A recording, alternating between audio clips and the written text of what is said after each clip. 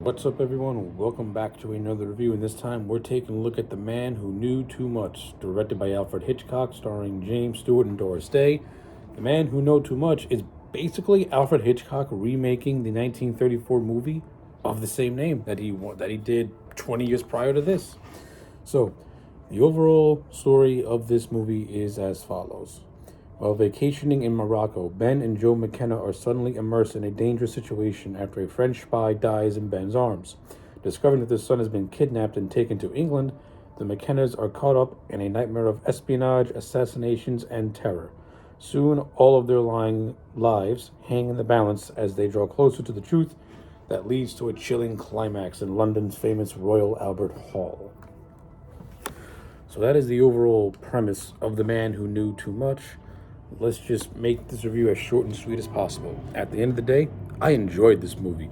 This is the third collaboration canonically between Hitchcock and James Stewart, and just like their previous two movies, Rope and Rear Window before this is another damn good, solid, suspense movie. And not only that, I was never really big into the whole, I'm not like a huge spy movie fan. Not to say that I hate them, I'm just not really all that into them. But this one, I kind of liked.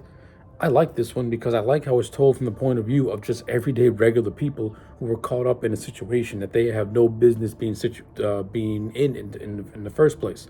And that just goes back to James Stewart and the characters that he's portrayed in throughout his career. Like, James Stewart was never played these over the top, larger than life characters. He always played these characters that were relatable, that were down to earth, that were very simple. For example, in Rope, he played a college professor. In Rear Window, he plays a photographer. This movie, he plays a doctor. And in Vertigo, he plays a retired police officer. So it's like, the man always played these relatable characters that that have professions that everyday people would be in. That's one of the main things that I've always liked about James Stewart as an actor. After seeing a lot of his movies, is that his characters are always relatable, and in this movie, it is no exception. I like his performance as the character of Ben McKenna. He comes across as a very loving family man, and when he's drawn into a situation when he's not supposed, that he has no business being in, you can see there's just the stress of it all. But you can also see that he's doing his best to try and solve this mystery. At the same time, he now has to try and find his son who has been kidnapped by these people as well. So basically, it's a race. This movie is like a race against time when you watch it, and it's really, like I said, it's a really well done and well made movie with a really good performance by James Stewart as Ben McKenna. I think he steals this show. No complaints with that. No complaints on James Stewart whatsoever. The supporting cast in this movie, I think, is really solid. Doris Day plays his wife Jo. I've always noticed Doris Day, never seen any of her work or heard any of her music, but in this movie, I liked her. I thought Doris Day was really good as the wife of James Stewart. I think they have really good on-screen chemistry with one another. I like how the Doris Day character is not played as this meek housewife. She actually has scenes where she's being proactive and doing her own investigation as well, aside like parallel to her husband doing his own. So it's almost like they're working together to try and unravel this mystery and to try and find their kidnapped son. So I got no complaint with that whatsoever. Like, Doris Day as Joe McKenna, no complaints. I thought she was great, really good actress, very good on-screen chemistry with James Stewart, and I like how she is not portrayed as like this meek woman. She's portrayed as very independent. And the fact that she's a popular singer works too, because we do get some little brief snippets of Doris Day showing her singing chops, which leads to the overall climax of the movie where she's singing a song called Que Sera, and the entire time she's singing that song, her husband's on the lookout for their son until he finally finds him. So I like all that stuff.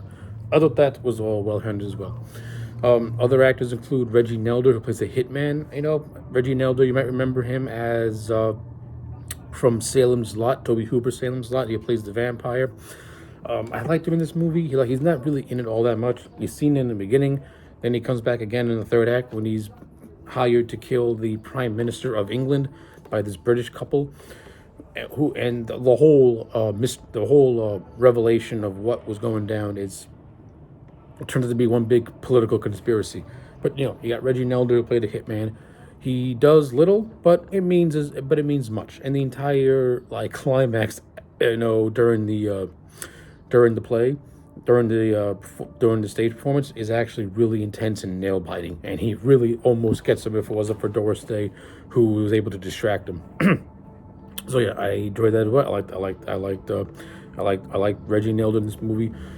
Wasn't in it a lot, but his scenes meant something. I'll say that his scenes meant something. The two actors who played the elderly English couple, the Draytons, I thought they were fine in this movie as well. I like how they come across as being these nice and friendly people, but as the film progresses, we find that they're the exact opposite. And I like the whole red herring of the Frenchman being the one who we're supposed to be suspicious of, as he's the first character that the McKennas meet on their way from Morocco to Marrakesh.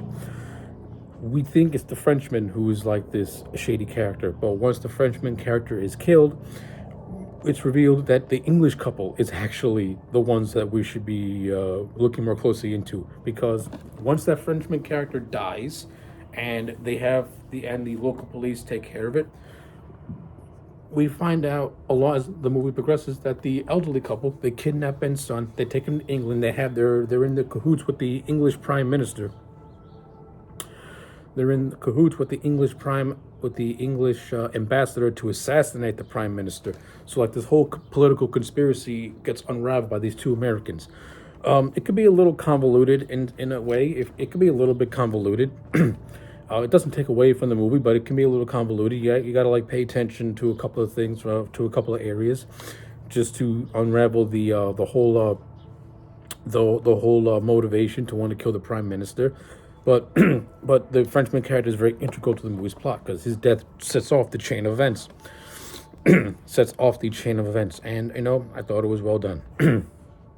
So yeah, in terms of the story, in terms of the actors, I thought everything was really well handled. The acting is top notch. The story is very interesting and intriguing. Let's get on to the production values. As always, this is a Hitchcock movie. You know what you're gonna get. Awesome, stylized visuals, looks fantastic. Right amount of suspense, awesome camera work, beautiful long shots where there's of hardly any dialogue, but you just have music and camera work, and it just builds up so much dread, so much suspension, so much tension, and I love it. I love the production design of this movie. I like how they're able to make the Universal backlot look like Morocco and look like England. I just like that this movie does not even take place in America. I like how it takes place in Morocco, giving the film a very exotic quality to it. And I enjoyed it a lot. It looks really beautiful on screen. I love the artwork and production design of this movie. It looks utterly fantastic. So yeah, like I don't really have a whole lot of complaints with The Man Who Knew Too Much. I thoroughly enjoyed this movie. I liked it a lot. I'm not gonna say I like it more than Rear Window, because I think Rear Window is a much better movie from a story standpoint. But I do like The Man Who Knew Too Much, and I like it on the same level as I would like Rope and Vertigo, which are top-notch movies. And to me, The Man Too Much is just a very top-notch movie, which is why I'm going to give it a solid 9 out of 10. If you've not seen The Man Who Knew Too Much, give it a watch. It's worth your time. Anyway, I'm AJ Legend. Those are my thoughts. Let me know yours in the comment section down below. Like the video and subscribe, and I'll check you back next time for more.